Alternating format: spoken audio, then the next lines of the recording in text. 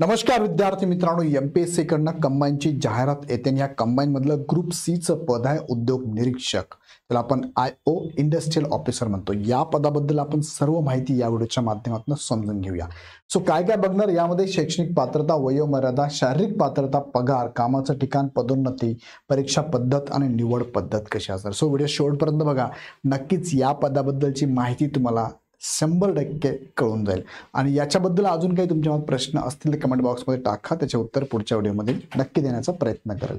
बघूया one by one. सुरुवातीला तुम्हाला सांगू इच्छितो की इग्नाइट अकॅडमीकडनं तुम्हाला कंबाईन ग्रुप बी आणि ग्रुप सी जाहिरात जुलैमध्ये ग्रुप बीची, सप्टेंबरमध्ये ग्रुप सी जाहिरात येणार आहे. एक्झाम 9 नोव्हेंबरला ग्रुप बी आहे, 30 नोव्हेंबरला ग्रुप सी आहे. आणि यासाठी तयारी करताना तुमच्याकडे 5 महिने शिल्लक. या 5 महिन्यात प्रॉपर जर तयारी करायची असेल तर इग्नाइट अकॅडमी तुम्हाला 2 बॅच ऑफर केलेल्या आहे. पहिली बॅच ज्यामध्ये फक्त ग्रुप बी आणि सीचा प्लेनचा सिलेबस कव्हर होणार आहे, आणि दुसरी जी बॅच ज्यामध्ये ग्रुप बी आणि सीचा प्री प्लस मेन्स दोघंही कव्हर होणार आहे. दोन्ही बॅचेसचं फीचर असे, दोन्ही मराठी माध्यममध्ये लाईव्ह प्लस रेकॉर्डेड बॅचेस आहे. याची फी तुम्हाला पहिल्या 50% ऑफर दिली पहिल्या 200 विद्यार्थ्यांना, म्हणजे 5,999 प्लस GST मध्ये ही बॅच अवेलेबल आहे. 7 जुलैपासून चालू होते.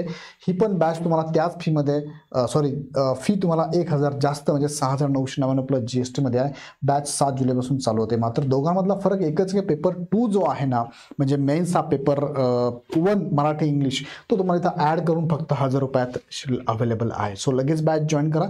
बॅच जॉईन करण्यासाठी खाली इग्नाइट अकॅडमीचा ॲप दिला, ह्या ॲपला डाउनलोड करून डायरेक्ट परचेस. काही शंका असेल तर आमच्या टीमला कॉल करा. विशेष खाली डिस्क्रिप्शनमध्ये सगळी माहिती दिली, एकदा बघून तुम्ही नक्की जॉईन करा. चला मुख्य मुद्द्याकडे तुम्हाला घेऊन जातो. हे जे पद आहे, हे पद ज्याचं नाव आहे इंडस्ट्रियल इन्स्पेक्टर किंवा इंडस्ट्रियल ऑफिसर. ग्रुप सीचं डायरेक्टरेट ऑफ इंडस्ट्रीज किंवा श्रम ऊर्जा विभाग आणि अन्य तांत्रिक सेवा अंतर्गत हे पद येतं. याचं प्रमुख काम काय असतं तर पहिले उत्पादन उद्योगांची तपासणी करणं, नियमांची अंमलबजावणी करणं, कारखाने, यंत्रे आणि सुविधा कायदेशीर मानकानुसार आहेत का हे तपासणं, उद्योगात कर्मचाऱ्यांचे अधिकार, सुरक्षा, परवाने यांचे पालन करण्याचं काम या इंडस्ट्रियल ऑफिसरचं असणार. सो हे पद मुख्यत्वे कुणासाठी आहे, थोडक्यात त्याची पात्रता काय ते आपण बघूया.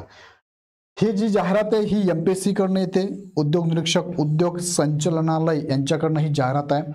पे स्केल बघितल्याचं S13 म्हणजे 35,400 पासून 1,22,400 पर्यंत, म्हणजे जवळपास तुम्हाला असं म्हणूया आपण 45,000 पर्यंत ते 50,000 पर्यंत या पदाला सॅलरी असणार आहे. भत्ते इतर तुम्हाला ऍड होतील.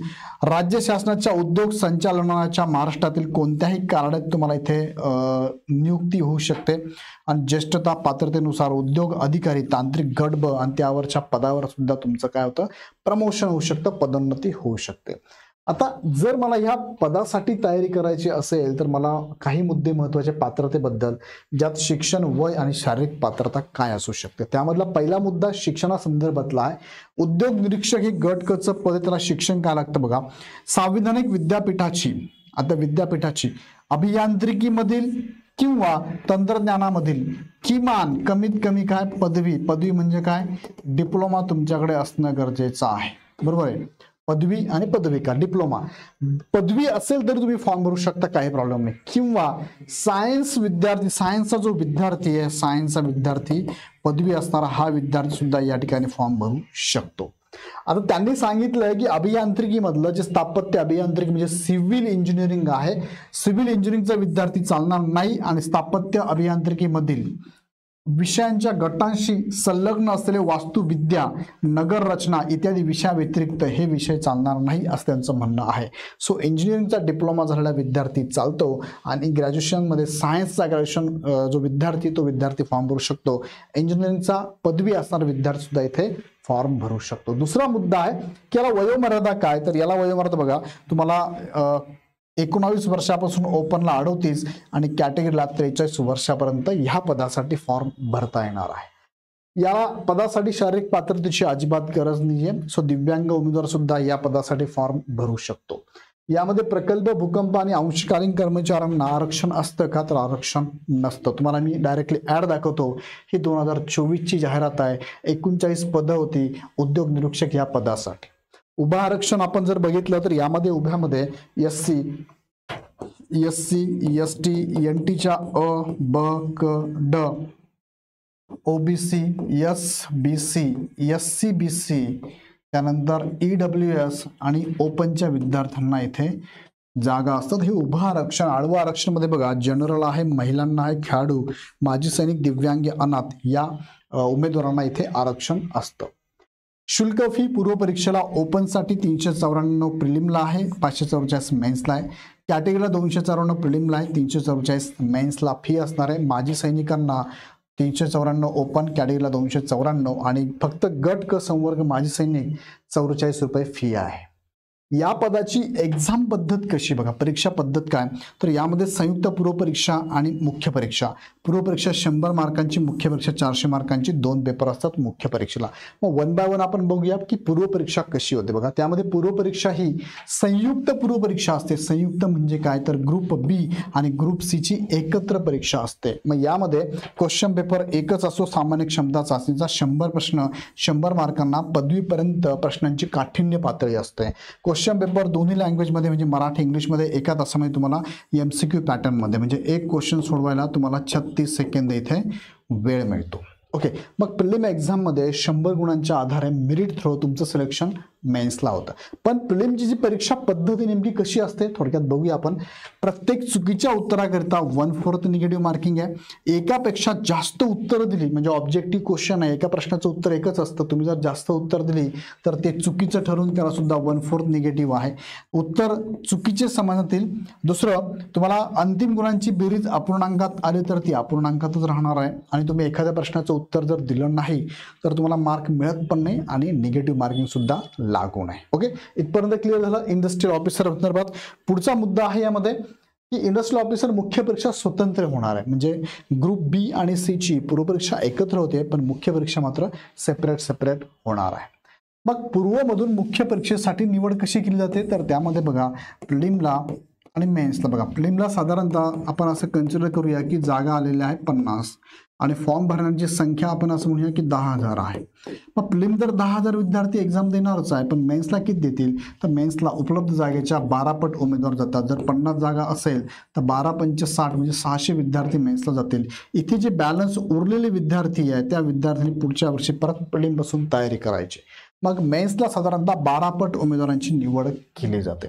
मग तुम्ही मेन्सला आलात, मेन्स एक्झाम कशी होते तर बघा ही मुख्य परीक्षा स्वतंत्र होणार आहे. स्वतंत्र म्हणजे कशी तर मुख्य परीक्षेमध्ये 2 पेपर असतात, पेपर 1 पेपर 2.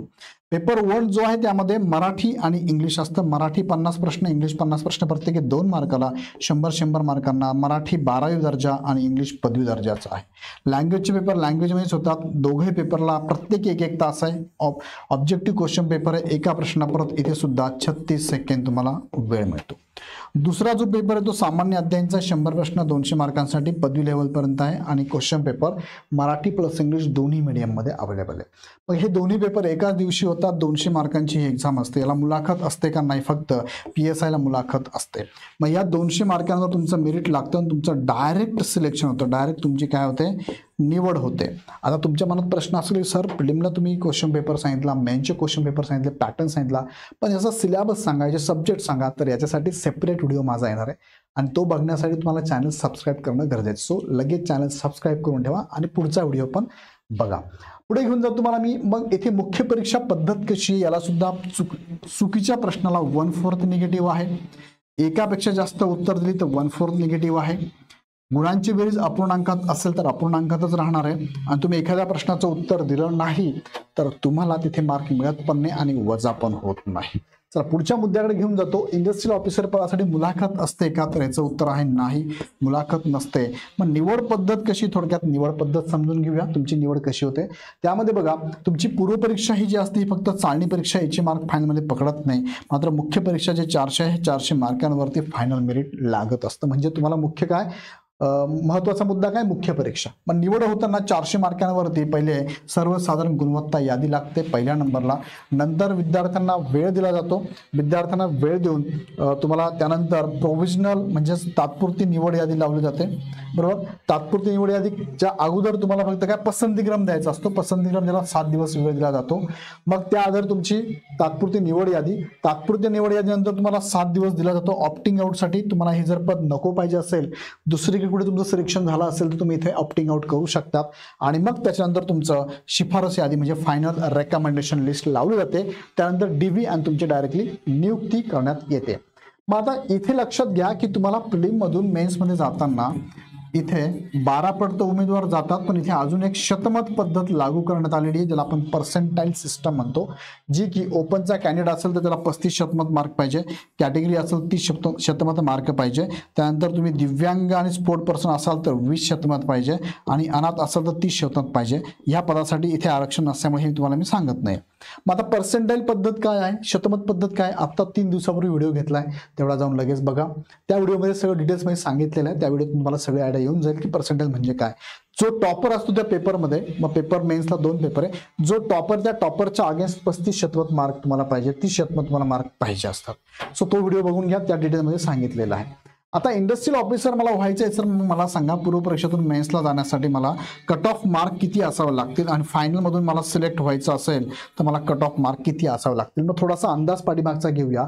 बघा, पूर्व परीक्षेचे कट ऑफ 2024ला आत्ता लागला 62.50, 23ला 49.50, 22ला 52.25 लागलेला आहे. मग या सगळ्या कट ऑफचा जर विचार घेतला तर साधारणतः तुम्हाला प्रिलिमला टार्गेट जर करायचं असेल तर ग्रेट आहे, तुम्हाला 65 मार्क कमीत कमी पाहिजे 100 पैकी. 100 पैकी 65 मार्कांचं एक टार्गेट जर सेट केलं तर तुम्हाला इथे ह्या एक्झाम मधून सिलेक्ट व्हायला सोपं होईल. आणि मुख्य परीक्षेला साधारणतः टार्गेट तुम्ही आता बघा, आता कॉम्पिटिशन खूप वाढलेली आहे, म्हणून मी तुम्हाला सांगतो 400 पैकी ॲटलिस्ट 320 किंवा 300 प्लस मार्कांचं टार्गेट मेन्सला ठेवायला हरकत नाही, तर तुमचं सिलेक्शन किंवा हा सेट स्कोअर म्हणून आपण त्याला तुमचं सिलेक्शन होऊ शकतं. अशा पद्धतीने ग्रुप बी आणि ग्रुप सी मधलं, हे सी मधलं म्हणजे महत्त्वाची पोस्ट आहे इंडस्ट्रियल ऑफिसर. या संदर्भात तुम्हाला जर तयारी करायची असेल, 2025ची जाहिरात अपकमिंग आहे, त्यासाठी इग्नाइट अकॅडमीकडनं बी आणि सी साठी प्रिलिमची बॅच इथे अनाऊन्स केली आपण. 5,999 प्लस GST मध्ये 7 जुलैपासून बॅच चालू होते. सेम तुम्हाला जर पूर्व आणि मुख्य एकत्र घ्यायची असेल ग्रुप बी आणि सी ची मराठी माध्यममध्ये तर 6,999 प्लस GST मध्ये ही पण बॅच 7 जुलैपासून चालू होते.